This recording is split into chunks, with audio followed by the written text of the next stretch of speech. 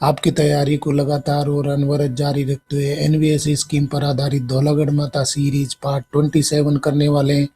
Dear friends, Navodaya Vidyalaya ने vacancy जारी कर दी है और वैकेंसी के लिए सिलेबस रखा गया है। एनवीएसई स्कीम यानी कि नवोदय सिस्टम पर आधारित क्वेश्चंस हैं वो पूछे जाएंगे, जिसमें safety and security of inmates है, साथ में mess management, hostel management, infrastructure maintenance and repairs, admission in JNVs. इसके साथ में हाउस सिस्टम है, role of HM, AHM, principal, vice principal, OS, सभी के बारे में पूछा जाएगा।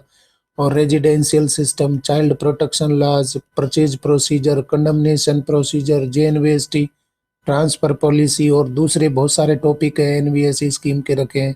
साथियों, एनवीएसई स्कीम के सारे क्वेश्चन है वो लाए जा रहे हैं धौलागढ़ माता सीरीज में। तो चलिए साथियों, शुरू करते हैं। एनवीएसई स्कीम पर आधारित धौलागढ़ माता सीरीज पार्ट 27 का पहला क्वेश्चन देख लेते हैं। 501, how many house masters are there in a hostel for JNV students? JNV छात्रों के लिए एक छात्रावास में कितने सदन प्रभारी होते हैं? क्वेश्चन है वो आपको आसान लग सकते हैं, परंतु इस प्रकार के क्वेश्चन है वही परीक्षा में पूछे जाते हैं। जेएनवी के एक सदन में कितने सदन प्रभारी होते हैं? सही उत्तर हमारा हो जाएगा सी हो जाएगा। 1 house master for every 48 students, मतलब एक सदन है वो बनाया जाता है 48 स्टूडेंट्स का, और उसके लिए एक हाउस मास्टर लगाया जाएगा। इसके साथ में एसोसिएट हाउस मास्टर भी लगाया जाता है, परंतु हाउस मास्टर कौन होगा? एक होगा, जिसको हम सदन प्रभारी बोल रहे हैं। ये सदन प्रभारी है 48 स्टूडेंट के एक हॉस्टल के लिए होता है। सही उत्तर हमारा हो जाएगा सी हो जाएगा। अगला सवाल देख लेते हैं। 502, how many separate sets of toilets are provided for boys and girls in the school building? School भवन में लड़कों और लड़कियों के लिए शौचालयों के कितने अलग अलग सेट उपलब्ध होते हैं? साथियों, एनवीएसई स्कीम है उसमें यही सब चीजें पूछी जाएंगी। कितने हाउस मास्टर होते हैं, क्या क्वार्टर होते हैं, वो सब चीजें हम एनवीएसई स्कीम में कर रहे हैं। तो स्कूल भवन अगर है तो लड़के और लड़कियों के लिए शौचालयों के कितने सेट होते हैं, क्या स्टैंडर्ड होते हैं? ऑप्शन देख लीजिए, 1 सेट होगा या 2 सेट होंगे या 3 सेट होंगे या 4 सेट होंगे स्कूल बिल्डिंग में? सही उत्तर हमारा हो जाएगा डी हो जाएगा। 4 सेट्स हो जाएंगे। लड़के और लड़कियों के लिए कितने सेट हो जाएंगे? लड़कियों के लिए अलग सेट होंगे और बॉयज के लिए अलग सेट होंगे। सही उत्तर हमारा हो जाएगा डी हो जाएगा, 4 सेट्स ईच। क्वेश्चन हमारा आ गया 503, what essential facility is provided for physically handicapped students in newly constructed JNVs? नवनिर्मित जेएनवी में शारीरिक रूप से विकलांग छात्रों के लिए कौन सी आवश्यक सुविधा प्रदान की जाती है? आसान सा क्वेश्चन है, परंतु इस प्रकार के क्वेश्चन है वो भी पूछ लिए जाते हैं। ऑप्शन आपने पढ़ लिए हैं, निश्चित रूप से आपको उत्तर पता है। सही उत्तर हमारा हो जाएगा बी हो जाएगा, barrier free ramps and toilets, यानी कि फिजिकली हैंडीकैप्ड फ्रेंडली रैंप होने चाहिए और टॉयलेट्स होने चाहिए, इजीली असेसेबल होने चाहिए, कोई अवरोध परेशानी उनको नहीं होनी चाहिए। तो ये जेएनवी के स्टैंडर्ड में रखा गया है। सही उत्तर हमारा हो जाएगा बी हो जाएगा। अगला सवाल देख लेते हैं। 504, how many staff quarters are constructed in the initial phase A of JNV buildings?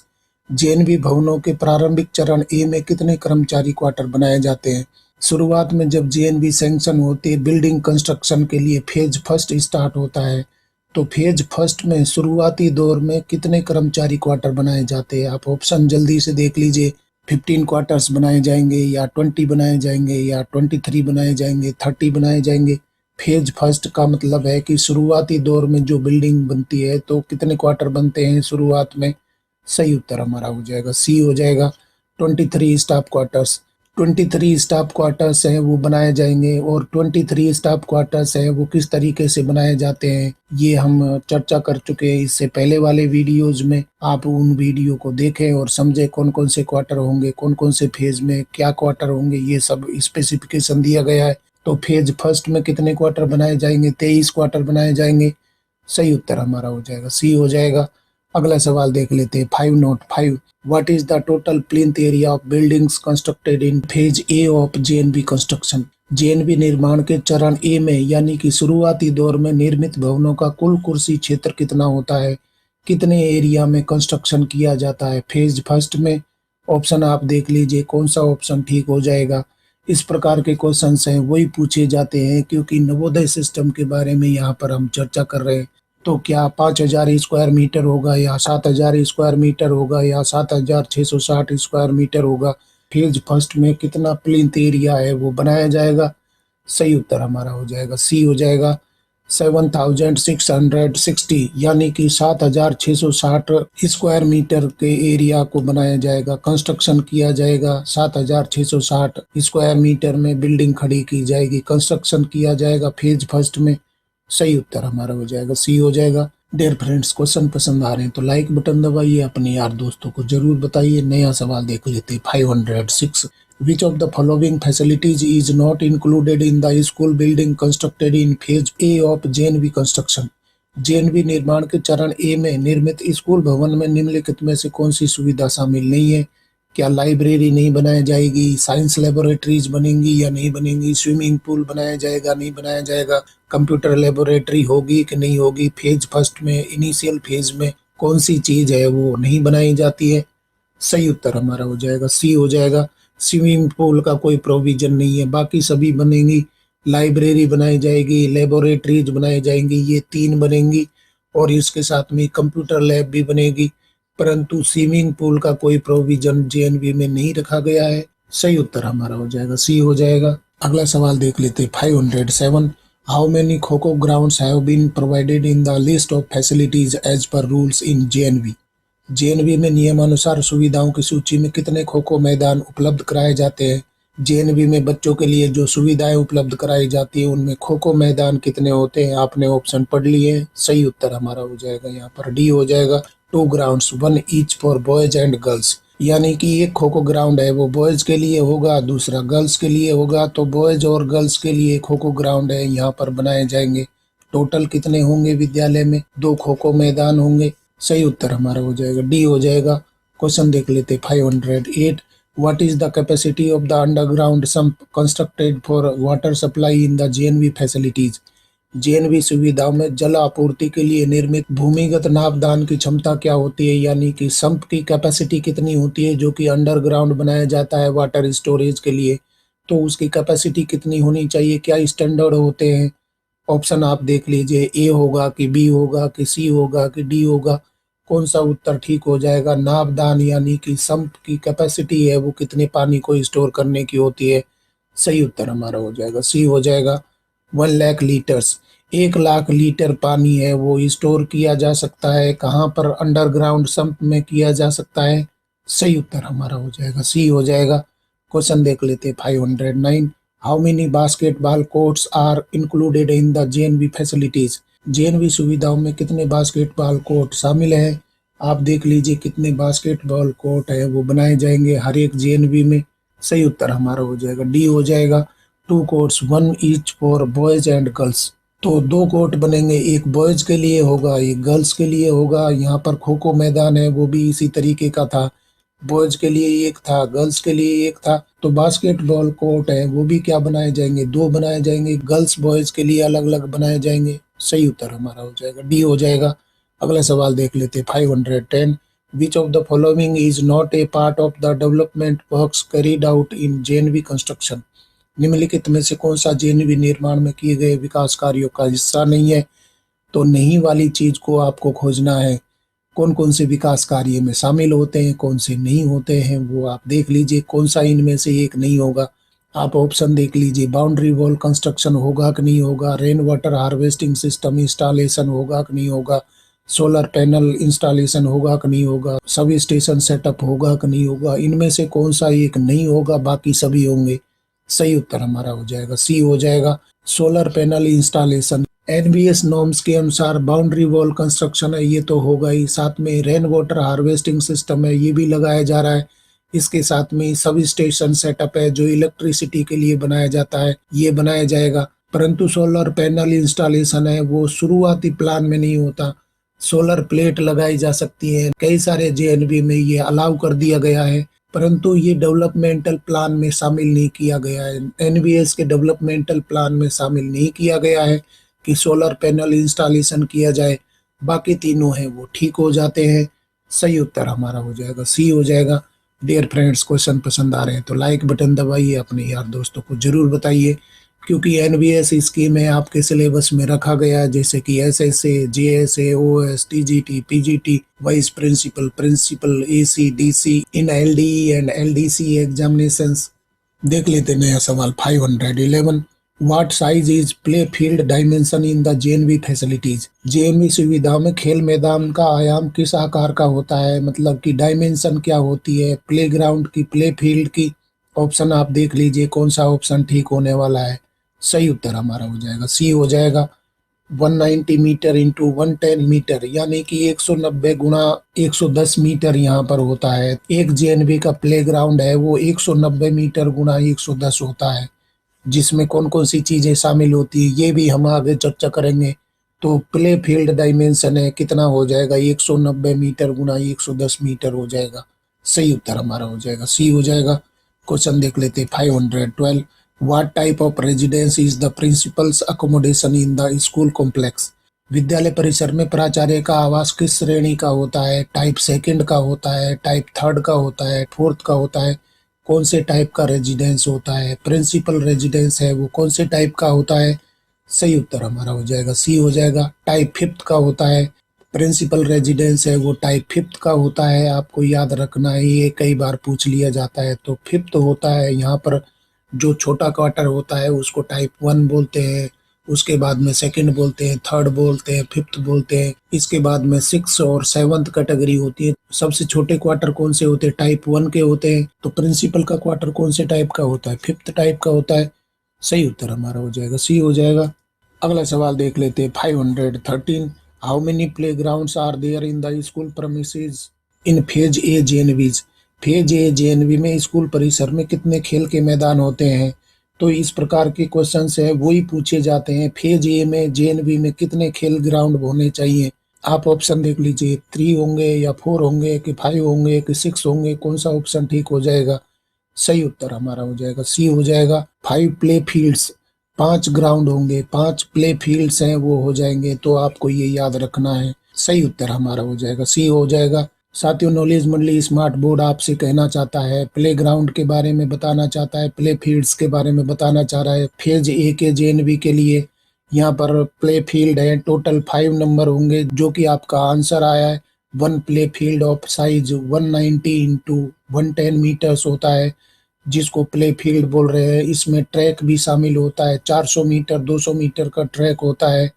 इसके साथ में 2 खो खो मैदान होते हैं और इनकी साइज होती है 40 मीटर 30 मीटर डायमेंशन होता है बॉयज गर्ल्स के लिए।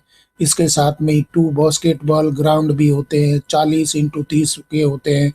तो आप यहाँ कह सकते हैं कि एक तो ट्रैक वाला एरिया हो गया, उसको 1 प्ले फील्ड बोल सकते हैं। 190 गुणा 110 मीटर का होता है, जिसमें रनिंग ट्रैक भी होते हैं, और साथ में 2 खो खो ग्राउंड हो गए, 2 बास्केटबॉल ग्राउंड हो गए। टोटल कितने हो गए? 5 हो गए। अगला सवाल देख लेते हैं 514। What is the total plinth area of buildings constructed in phase B? चरण बी में निर्मित भवनों का कुल कुर्सी क्षेत्रफल कितना होता है?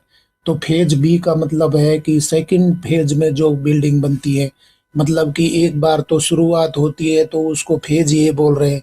शुरुआती दौर में कितनी बिल्डिंग बनती है वो हम देख चुके हैं, 7660 स्क्वायर मीटर हमने प्लिंथ एरिया देखा था। यहाँ फेज बी में बाकी जो रिमेनिंग बिल्डिंग बनती हैं तो उनका प्लिंथ एरिया कितना हो जाएगा? ऑप्शन आप देख लीजिए कितना हो जाएगा। सही उत्तर हमारा हो जाएगा ए हो जाएगा, 3459 स्क्वायर मीटर्स, यानी कि 3459 स्क्वायर मीटर हो जाएगा, जो कि फेज सेकंड में बनाया जाएगा। और फेज फर्स्ट में कितना बन रहा था? 7660 स्क्वायर मीटर हो रहा था। 7660 स्क्वायर मीटर है वो फेज फर्स्ट में बनाया जा रहा था। फेज बी में कितना बनाया जाएगा? ये 3459 स्क्वायर मीटर बनेगा, प्लिंथ एरिया बनेगा, कंस्ट्रक्शन होगा इतना। सही उत्तर हमारा हो जाएगा ये हो जाएगा। अगला सवाल देख लेते हैं 515। How many staff quarters were constructed in phase B? चरण बी में कितने कर्मचारी क्वार्टर का निर्माण किया जाता है? आप ऑप्शन देख लीजिए कौन सा उत्तर ठीक होने वाला है। फेज बी का मतलब है कि एक बार में कंस्ट्रक्शन है वो नहीं होता है। शुरुआत में जो आवश्यक होता है, कक्षाओं के अनुसार जो जरूरत होती है उसके अनुसार फेज फर्स्ट होता है। उसके बाद में क्लासें बढ़ती हैं, सेक्शन बढ़ते हैं, तो फेज बी का कंस्ट्रक्शन शुरू होता है। तो फेज बी में कितने क्वार्टर बनाए जाएंगे? ऑप्शन आपने देख लिए, सही उत्तर हमारा हो जाएगा डी हो जाएगा। 23 स्टाफ क्वार्टर्स है वो बनाए जाएंगे फेज बी में। 23 स्टाफ क्वार्टर्स है वो बनाए जाएंगे। 23 स्टाफ क्वार्टर्स हो जाएंगे। और ये क्वार्टर्स है वो किस तरीके से बनाए जाएंगे आप देख लीजिए। टोटल 23 क्वार्टर्स बनाए जाएंगे फेज बी में। इनमें से पहला होगा टाइप फोर्थ का वाइस प्रिंसिपल रेजिडेंस बनाया जाएगा। टाइप थर्ड में 14 क्वार्टर्स बनेंगे जिनमें 4 वार्डन रेजिडेंस भी होंगे। और इसके बाद में टाइप थर्ड में ही गेस्ट हाउस बनेगा, एक बनेगा। और टाइप सेकंड में 5 नंबर के नॉन टीचिंग स्टाफ क्वार्टर्स बनेंगे। तो इस तरीके से ये बाइफरकेशन है। नॉलेज मंडली स्मार्ट बोर्ड ने आपको बता दिया। अगला सवाल देख लेते 516। Which type of residence is the vice principal's residence in phase B?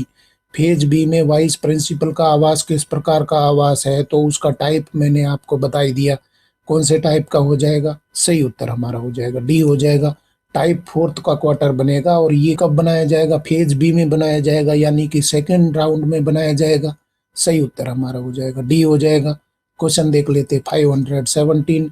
What new initiative was implemented for harvesting green energy concept in 252 JNVs? 252 JNV में हरित ऊर्जा अवधारणा के संचयन के लिए कौन सी नई पहल लागू की गई है?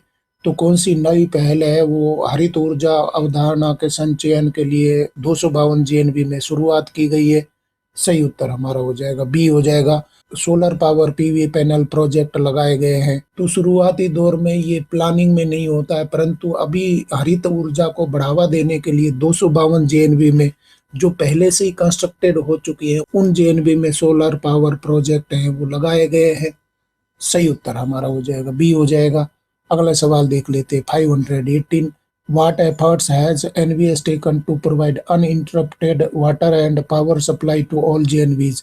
एनवीएस ने सभी जेएनवी को निर्बाध जल और बिजली आपूर्ति प्रदान करने के लिए क्या प्रयास किए हैं? कौन से प्रयास किए गए हैं? आप ऑप्शन देख लीजिए। क्या पहला वाला किया है, या दूसरा किया है, या तीसरा किया है, या डी किया है, सिर्फ ए और बी किया है? एनवीएस ने सभी जेएनवी को निर्बाध जल और बिजली आपूर्ति प्रदान करने के लिए कौन सा प्रयास किया है?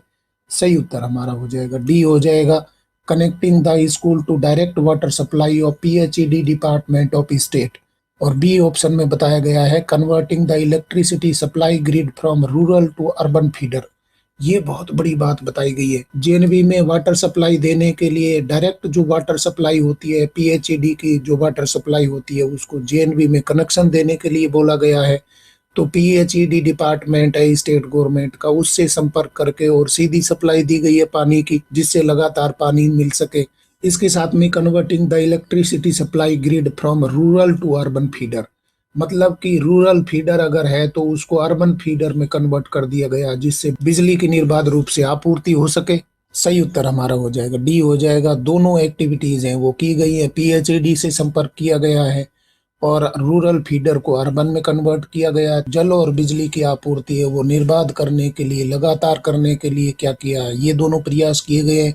अगला सवाल देख लेते हैं 519। What was conducted at NVS headquarter for reduction in energy bills? ऊर्जा बिलों में कमी के लिए एनवीएस मुख्यालय में क्या आयोजित किया गया? बहुत ही जबरदस्त क्वेश्चन है।